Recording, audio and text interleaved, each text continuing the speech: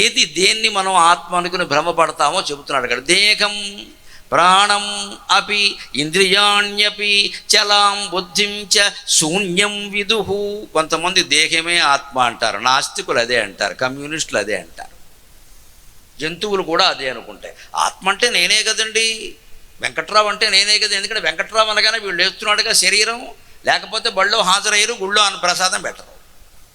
లేస్తున్నాడు కాబట్టి వీడు ఏమనుకుంటాడు, నేనంటే నా శరీరమేనండి. ఇంత అజ్ఞాన మాట ఇంకోటి ఉండదమ్మా. నేనంటే మన శరీరం అయితే శవంలో ఆ నేను ఏమైందండి? ఇంతవరకు బతికాడు, మనతో మాట్లాడాడే. ఇప్పుడు ఒక్కసారిగా ఉన్నవాడిని, ఆయన పేరు వెంకటేశ్వరరావు అనుకోకండి, వెంకటేశ్వరరావు అని పిలిచిన పలకడే. ఆ నేను ఏమైంది? ఎక్కడికో పోయినట్టే కదా, అనుమానం ఏముందా? అందుకే తెలుగు మాట గమనించండి ఎంత గొప్పదో. మరణించాడు కంటే గొప్ప మాట ఏమిటో తెలుసా? చనిపోయాడు. శని అంటే వెళ్ళిపోయాడని అర్థం అమ్మా, మరణించాడని కాదు. శని అంటే వెళ్ళి. కావ్యాలు చదివితే తెలుసు. శ్రీకృష్ణుడు రాయబారమునకు హస్తినాపురం వనకుంజని అని చెప్పి, శని అంటే వెళ్ళి అని అర్థం. చనిపోయాడు అంటే వెళ్ళిపోయాడని అర్థం. ఎక్కడికి ఏం అయిపోలేదు, జీవుడు అక్కడే ఉన్నాడు. ఇక్కడ లేడు, వెళ్ళిపోయాడు. ఈ శరీరంలో ఉన్నంతకాలం దేహం నేనే అనుకున్నాడు కదా. మరి ఇప్పుడు ఆ దేహమే ఆయన అయితే ఆ దేహాన్ని గుచ్చుతున్నా, కోస్తున్నా, పోస్ట్ మార్టం చేస్తున్నా మాట్లాడే అంటే స్పష్టమైన ఉదాహరణ కదా. శవం ఉన్నప్పుడు చూడాలి, భయపడి పారిపోవడం. స్నానం చేయాలా చేయకూడదా? ఆవిడ మొహం చూడొచ్చా, నీ మొహం చూడొచ్చా, ముందు చూసుకో. ఇక్కడ ఇదే గొడవ ఎంతసేపు. ఇక్కడ ఆవిడ మొహం చూడొచ్చా, ఈవిడ మొహం చూడొచ్చా, శుక్రవారమా మంగళవారమా అమావాస్య, ఈ దరిద్రం వదిలేయాలమ్మా. ముందు శవం మొహం చూడు, హాయిగా వెళ్ళి జీవితాన్ని గురించి ఆలోచించి 10 నిమిషాలు, వెంటనే వైరాగ్యం వస్తుంది. స్తోత్రం అర్థం ఎవడో చెప్పక్కర్లేదు. మనకి సెంటిమెంట్లు ఎంతసేపు. ఇక్కడ మంగళవారం చూడొచ్చా, బుధవారం చూడకూడదు, బుధవారం నువ్వు పోతావు, ఇంక చూడక్కర్లేదు. పోయిన వాళ్ళని చూడడానికి రోజులు ఏమిటంటే అర్థం కాదు. ఓదార్చే పని అమ్మా అది. వెంటనే వెళ్ళాలి, మన బంధువులు వాళ్ళు ఓదార్చాలి. దానికి ముహూర్తం. అందుకే శాస్త్రం కూడా 10 రోజుల్లోగా దోషం లేదు అలా. 10 రోజుల్లోగా దోషం లేదు. వెళ్ళేదంతా అప్పుడే వెళ్ళాలి.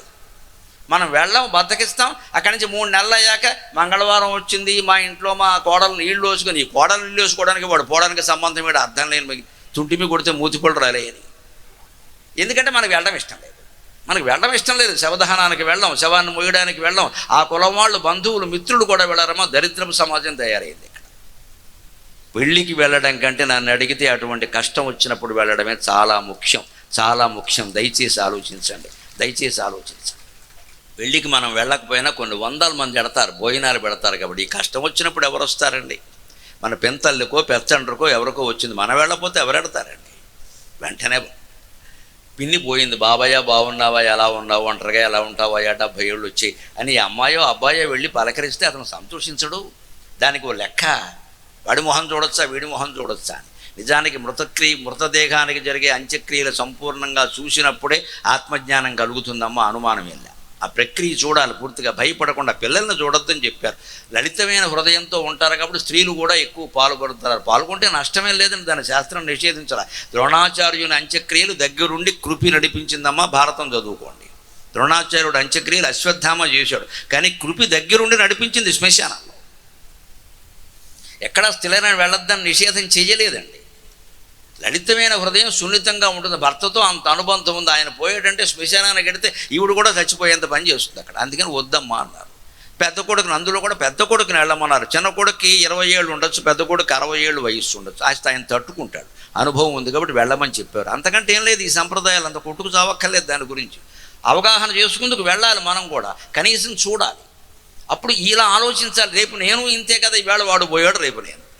దీనికోసం ఎందుకింత తాపత్రయపడుతున్నాం? కానీ ఉన్నంతకాలం ఏమంటాడు, కొందరు దేహం అంటారు, ఇంకొందరు పరిశోధన చేసి ఏమన్నారు తెలుసా? వేదంలోనే జరిగింది ఈ చర్చ. అన్యోంతరాత్మ ప్రాణమయ, అన్యోంతరాత్మ మనోమయ, అన్యోంతరాత్మ విజ్ఞానమయ. ఇదంతా వేదంలో జరిగిన చర్చే. అందుకని దేహం ప్రాణమపి. కొందరు ప్రాణం అంటారు.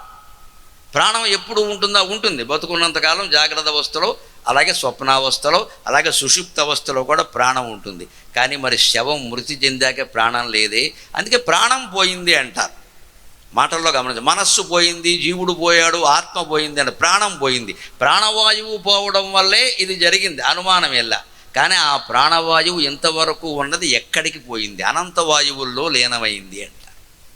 కాబట్టి ఈ జీవి వాసనలతో మళ్ళీ జన్మ ఎత్తుతాడు. ప్రాణం లేకపోతేనే మన జీవుడు లేకపోవడం నిజమైతే, ప్రాణాయామం ద్వారా గంటల తరబడి ప్రాణవాయువును ఆపేయగలిగిన యోగులు ఇప్పటికీ ఉన్నారమ్మా. వాళ్ళకి ఆత్మ ఉన్నట్టా లేనట్టా. సరిగ్గా రమణ మహర్షి చేసిన అభ్యాసం అదే. వాళ్ళ దగ్గర బంధువు ఎవరో పోతే అసలు పోయింది ఎవరో తెలుసుకోవాలని ఏడవడం మానేసి 16 ఏళ్ల కుర్రాడు డాబా మీదకి వెళ్ళిపోయి వాళ్ళ పెంతండ్రు ఎలా పడుకున్నాడో అలాగే పడుకున్నాడు. ప్రాణం పోవడం అంటే ఏమిటి అని ఊపిరి బిగబట్టేశాడు. ఎంతవరకు బిగబట్టగలడో అంతవరకు బిగబట్టాడు. ఊపిరి బిగబట్టే ఉన్నాడు, శరీరం అలాగే ఉంది, లోపల నేను స్ఫురిస్తూనే ఉంది.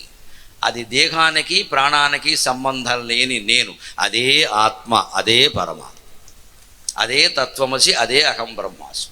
దేహం ప్రాణమపి ఇంద్రియాణ్యపి. కొంతమంది ఇంద్రియ భోగాలకు అలవాటు పడిన వాళ్ళు ఏమంటారు, ఇంద్రియాలేనండి, ఇంద్రియాలతో ఏం పొందామో ఆ అనుభూతులన్నీ మనకు ఉన్నాయి కదండి. నా చేతులు, నా కాళ్ళు, నా కళ్ళు చూసిందే సమాజం, నా చెవులు విన్నదే సమాజం, ఇంక ఈయన ఎదవ చెవులు ఎదవ కళ్ళు నాకు అర్థం కాదు. కళ్ళజోడు పెట్టుకుంటే కానీ మనుషులు కనపట్లేదు ఎక్కడ. ఈ కళ్ళు లెక్క, కళ్ళకు కనపడదంటే దేవుడు వీడు కళ్ళు ఎంత గట్టిగా. అక్కడ ఉన్న మనుషులు కనపడాలంటే కళ్ళజోడు పెట్టుకుంటే కానీ కనపట్లేదు ఎక్కడ. ఈ కళ్ళజోడు పెట్టుకున్న కళ్ళకి నీకు దేవుడు కనపడతాడా ఎక్కడ? దేవుడు కళ్ళజోడు ఉన్నాయా? ఇంకా అంత దౌర్భాగ్యం రాలేదు, విగ్రహానికి కళ్ళజోడు పెట్టలేదు. నీ కళ్ళజోడు పెట్టుకుంటే కానీ మీ ఆవిడ నీకు కనపట్టలేదు ఇక్కడ, ఆయన ఎలా కనపడతాడా? కళ్ళకున్న శక్తితో దేవుడు చూస్తారా? ఎందుకంటే అర్థం ఉందా? కంటికి కనిపించాలి, ఈయన కంటికి కనిపించాల్సిన అవసరం ఆయనకేముంది ఇక్కడ? అంచేది ఇంద్రియాల అనుభవాలన్నీ ప్రాణం ఆత్మ అనుకోవడం పొరపాటు. ఎందుకంటే ఆత్మ అందులో ఉన్నప్పుడు ఇంద్రియాల అనుభవాలన్నీ శరీరానికి అందాయి. ఇప్పుడు ఆత్మ లేకపోగానే శవానికి ఏ అనుభవాలు అందట్లా. గిల్లినా తెలియదు, కొట్టినా తెలియదు, రక్కినా అంతే. ఎందుకంటే కాల్చేసినా తెలియట్లేదు కదా. అంచేది ఇంద్రియానుభూతులు పొందాలన్నా, ప్రాణవాయువు పనిచేయాలన్నా ఆత్మ ఉండవలసిందే. అంచే దేహం కానీ ప్రాణం కానీ ఇంద్రియాలు కానీ. అంతేకాదు బుద్ధించ బుద్ధి ఆత్మ అంటారు. బుద్ధి ఎప్పుడు ఉంటుంది? నువ్వు జాగ్రత్త అవస్థలో ఉంటుంది. స్వప్నావస్థలో వెళ్ళగానే బుద్ధి ఉండదు, మనస్సే ఉంటుంది. కాబట్టి అదే కళను నిర్మిస్తుంది. బుద్ధి ఉన్నవాడికి కళ రాదు, బుద్ధి లేనివాడికే వచ్చింది నిజం చెప్పాలంటే. మనం నిజంగా జ్ఞానం పొందితే కళ రాదు. ఆత్మజ్ఞానం పొందిన మహర్షులు తమ జీవిత చరిత్రలో మేము ఈ స్థితికి వచ్చాక కళ రాలేదు మాకని చెప్పారు. అంటే కళ వాళ్ళని ఏం చేయలేదు, కళ రాదు. వాళ్ళకి బుద్ధి ఉంది కానీ మనస్సు లేదు. మనస్సు లేని వాడికి రాదు, మనస్సు ఉంటేనే వస్తుంది కాదు.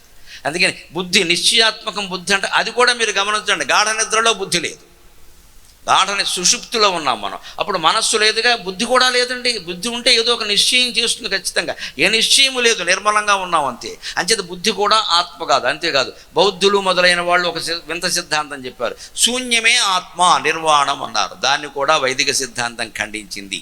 శూన్యమే ఆత్మ అంటే మొత్తం ధ్యానంలో ఉంటే ఇవి లేవు ఇవి లేవు అని అద్వైతాన్ని వాళ్ళు అంగీకరిస్తూనే ఏమీ లేనితనం ఏది ఉందో అదే మిగిలింది అన్నారు. ఏమీ లేనితనమే సృష్టికి ముందు ఉంటే ఇవన్నీ రావు. ఇవన్నీ ఉన్నాయి, వచ్చాయి అంటే అది అన్నీ ఉన్నది తప్పితే ఏమీ లేనిది కాదు. అందుకే ఒక వైదిక ఋషులు మాత్రమే సృష్టికి మూలం శూన్యం కాదు, పూర్ణం అని చెప్పారు ఖచ్చితంగా. ఆకుకూరల వాడు వస్తాడు పొద్దున్నే, ఆ బుట్టలోనూ రకరకాల గోంగూర, తోటకూర, మెంతికూర, పాలకూర, మధ్యలో మళ్ళీ 2 బీరకాయలు, 2 సన్న ఆనపకాయలు అన్నీ పెట్టుకునేది. ఎవరో అడుగుతారు, నేను ఆనపకాయలు పట్టుకొస్తాడు. వాడు పొద్దున్న 6ంటికి వచ్చినప్పుడు మనం ఖాళీ చేసుకుని బయటకు వచ్చి ఆ ఆకుకూరల్లో మనకు కావలసినవి తీసుకుంటే ఉంటాయి. కానీ వాడు 4 వీధులు తిరిగి 9ంటికి మొత్తం అమ్మేసి బుట్ట ఖాళీ చేసుకుని పూల రంగంలో వెళ్ళిపోతూ ఉంటే ఏమున్నాయంటే ఏమీ లేదు. అంటే ఆకుకూరలు అన్నీ ఉన్నప్పుడు పూర్ణంగా ఉంది కాబట్టి నువ్వు కోరిన మెంతికూర, పాలకూర, గోంగూర వస్తుంది. కానీ ఖాళీ బుట్ట ఉన్నాక ఏదీ రాదుగా. అందుకే పూర్ణం నుంచే ఈ సృష్టి వస్తుంది తప్ప శూన్యం నుంచి వచ్చే అవకాశం. అంచేత శూన్యం కూడా ఆత్మ అనడం తప్పు. శూన్యమైతే మాట్లాడేందుకు ఎవడు ఉంటాడు ఇక్కడ? అంచే దేహం కానీ ప్రాణం కానీ ఇంద్రియాలు కానీ బుద్ధి కానీ శూన్యం కానీ ఇవన్నీ ప్రాణం అనుకోవడం. స్త్రీబాలంధజడోపమ అస్త్వకమితి భ్రాంత భృశంవాదినక.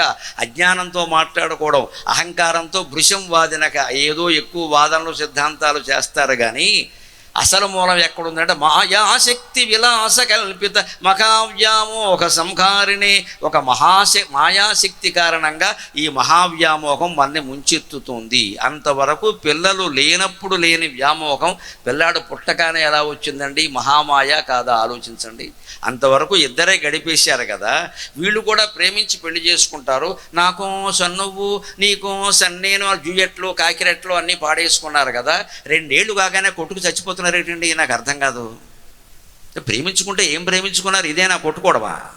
అంటే ఎవరి బాధ్యత ఎవరికి లేనప్పుడు, పెళ్లి కానప్పుడు వాళ్ళ ఇంట్లో వాళ్ళు వీళ్ళ ఇంట్లో ఉన్నప్పుడు హోటళ్ళకి తిరగడానికి, సినిమాలకు తిరగడానికి సరిపోతుంది ఈ ప్రేమించుకోవడం. కానీ పెళ్లి చేసుకుని కుటుంబం అంటూ పెట్టాక అద్దె కట్టాలి, గ్యాస్ పంట తెచ్చుకోవాలి, కొరియర్ చూసుకోవాలి, స్విగ్గీ జొమాటోలు చూసుకోవాలి, ఈ ఖర్చులన్నీ వచ్చాక నేను పెట్టాలా అంటే నేను పెట్టాలా అని దెబ్బలాడుకుంటారు. అంతే కదా. ఇప్పుడు మీ ప్రేమ ఏమైంది? ఒకరి కోసం ఒకరు కాదు, ఇక్కడ దెబ్బలాడుకునే స్థితికి వచ్చింది. అంతకుముందు ఉన్న ప్రేమ ఎందుకు? ఇదే మహామాయ. నీ కోసం నేను, నా కోసం నువ్వు అని వారు వీరని మాట్లాడుకో 6 నెలలు కాగానే ఎలా మారిపోయిందండి? ఇది మాయ, ఈ ప్రేమ మాయ. అలాగే బిడ్డలు పుట్టినంతకాలం డేరుకున్నాం, పుట్టిన తర్వాత పుట్టాడు బాగానే ఉంది, అమ్మయ్య అని పండుగలు చేసాం. వాడికి ఏదైనా రోగం వచ్చిందనుకోండి కాస్త బెంగట్టేసుకున్నాం. పుట్టకపోయినా బాగుండేది, అయిపోయింది ప్రేమ. పుట్టాడు, వాడిని బడిలో చేర్చాం, వాడికి సరిగ్గా మార్కులు రావట్లే, ఏమిటో చదువురాని బిడ్డ ఉన్నా ఒకటే పోయినా ఒకటే, వెళ్ళిపోయింది ప్రేమ. మొత్తం ప్రేమానుబంధాలన్నీ మాయ. ఎవడి 10 ఏళ్ల కొడుకుని మీ నాన్నగారి గురించి నీ అభిప్రాయం చెప్పానండి, మై ఫాదర్ ఈజ్ రోల్ మోడలో రోకల్ మోడలో అంటాడు వాడు. Role model. ఎందుకంటే ఈ సన్నాసి అంతకంటే ఎవరిని చూడలా. ఈ తండ్రి కూడా ఏమనుకోండి, మా వాడికి నేనంటే చాలా ఇష్టం, ఇదో అజ్ఞానం వీడికి. Role model. స్కూల్లో కూడా what you want to be అని, కానీ I want to be like my father because my father is a police officer ఏదో చెప్తాడు. ఇక్కడ ఈ సన్నాసి సంతోషిస్తాడు. వాడికి 20 ఏళ్ళు వచ్చాక మీ నాన్నగారి గురించి మీ అభిప్రాయం చెప్పమానండి, మా నాన్న గొప్పవాడగానే ఆయన కొన్ని విషయాలు తెలియవంటాడు. ఎందుకంటే వీడికి గర్ల్ ఫ్రెండ్ వచ్చింది ఇక్కడికి, విషయం అది. దానికి వీడు అంగీకరించడు కదా. ఈ తండ్రి కూడా గర్ల్ ఫ్రెండ్ అనే ప్రేమించి పెళ్లి చేసుకోవచ్చు, కానీ కొడుకు ఒప్పుకోడుగా. అందుకని వీడికి 20 ఏళ్ళు రాగానే మీ నాన్నగారి గురించి రోల్ మోడల్ రోకల్ మోడల్, మా నాన్నగారు గొప్పవారండి కానీ ఆయన కొన్ని విషయాలు తెలియదు. వీడు కొన్ని తెలియడం మొదలైంది ఇక్కడ. 30 ఏళ్ళు వచ్చాక వాడికి సాఫ్ట్వేర్ ఉద్యోగం వచ్చాక సంవత్సరానికి 36 లక్షల ప్యాకేజీ ఉండగా నెలకి 3 లక్షల జీతం ఉండగా వాడితో మాట్లాడండి. అప్పటికే సాఫ్ట్వేర్ ఉద్యోగం, నెలకి 3 లక్షల జీతం, కొత్తగా పెళ్ళయింది, అందమైన భార్య వచ్చింది. వాడికి ఏం మాట్లాడతారంటే, ఏమిటో ఈ పెద్దవాళ్ళని అంటే బాగుండదు కదని. ఫూలిష్ అండి, డైరెక్ట్గా ఫూల్ అంటే బాగుండదు కదా.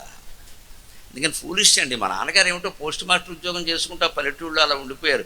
ఆయన రిటైర్మెంట్ అప్పుడు జీతం 30,000 అండి, నాది ప్రారంభమే 3 లక్షలండి. తండ్రి మూర్ఖుడి కింద కనబడ్డాడమ్మ. అదే 40 ఏళ్ళు వచ్చాక అదే కొడుకుని మీ నాన్నగారి గురించి నీ అభిప్రాయం ఏమిటి అని ఏమంటాడు తెలుసా? పెద్దవాళ్ళు చెప్పారంటే ఊరికే చెప్తారు ఏంటంటే కొన్ని నిజాలు ఉంటాయంటాడు. ఎందుకని వాడికి 2 పుట్టి కొట్టడం మొదలెట్టారు. వీడికి 2 పుట్టారు కదా, వాళ్ళకి 10-15 ఏళ్ళు వచ్చాయి, మొట్టికాయలు వేస్తున్నారు ఇక్కడ. చెప్పిన మాట విన్నవాడు కొడుకు, విన్నట్టు నటించేది కూతురు కదా. అందుకని 2 మొట్టికాయలు వేస్తుంటే పెద్దవాళ్ళు చెప్పారంటే ఊరికే చెప్తారేటండి, కొన్ని ఉంటాయి అంటే అర్థమైపోయింది. ఇప్పటికి 50 ఏళ్ళు వచ్చాక ఏ కొడుకునైనా మీరు గమనించండి, మా అన్నాల బల దగ్గరికి వచ్చిన మా నాన్న మా అమ్మ అని పాఠాలు చెప్పడమే ప్రమాణం. ఎందుకంటే వాళ్ళిద్దరు అప్పటికే వెళ్ళిపోయారు పైకి. ఇప్పుడు ఏ ప్రేమను మీరు నమ్ముతారు? ఇదే మాయాశక్తి విలాస కల్పిత మహావ్యామోహం. ప్రత్యక్షమైన ఉదాహరణ. పిల్లల్ని గమనించినా పెద్దల్ని గమనించినా అర్థమైపోతుంది. ఒక వస్తువు తెచ్చి పెట్టుకున్నాం ఇంట్లో, ఏదో అనుకోండి, అది ఒక చోట పెట్టాం. అది వచ్చాక అనుకోకుండా 2 దుర్ఘటనలు ఏమన్నా జరిగాయి అనుకోండి, ఎవరో వచ్చి ఈ వస్తువు వల్ల జరిగాయని కానీ తీసి పారేస్తున్నావా లేదా? అంతకుముందు తెచ్చే వరకు ప్రాణం తీసావు, ఇప్పుడేమో తీసవతలు పారేస్తున్నావు. ఈ వస్తువు మీద ప్రేమ నీకేమైంది అంటే, వస్తువు నువ్వు ఎందుకు ప్రేమించావు సరిగ్గా ఆలోచించు. నీకోసం ప్రేమించావు, వస్తువు కోసం కాదు. నీకు శుభాలు జరగాలని ప్రేమించావు, నీకు అశుభం జరగానే తీసి పారేస్తున్నావు దాన్ని. మనుషుల్నేనా అంతే, మనకు ఉపయోగపడితే ఉంచుతాం, లేదా తీసి పారేస్తాం. డబ్బు సంపాదించకపోతే తల్లిదండ్రి కూడా పనికిరారు. ఈవేళ చచ్చే వరకు సంపాదిస్తూ ఉండాలా? జ్ఞానం సంపాదించాలని ఒక్కడికి లేదండి. జ్ఞానం కోసం పుట్టాలి, జ్ఞానం కోసం పెరగాలి. డబ్బులు ఏమిటండి, ఇస్తారు పోతాయి, ఎంతకాలం ఉంటాయి ఇవి. ఇదే మాయాశక్తి విలాస కల్పిత మహావ్యామోహ సంహారిణి. ఈ మాయాశక్తి మనం ఏం చేస్తుంది అంటే, వస్తువుల విషయంలో మనుషుల విషయంలో పచ్చి మోసంలో పడేస్తుంది. నమ్మేస్తున్నాం ఏదో పెంచేసుకుంటున్నాం. ఇక్కడ చివరికి వాళ్ళు వ్యతిరేకంగా ఉండేసరికి క్యాన్సర్లు వచ్చేస్తున్నాయి. ఇక్కడ వ్యక్తిగతమైన సమస్యలు ఇవాళ సమాజంలో చాలా ఉన్నాయండి. తస్మై శ్రీ గురుమూర్తయే నమయదం శ్రీ దక్షిణామూర్తయే. అటువంటి జ్ఞానాన్ని ప్రసాదించే దక్షిణామూర్తికి నమస్కారం.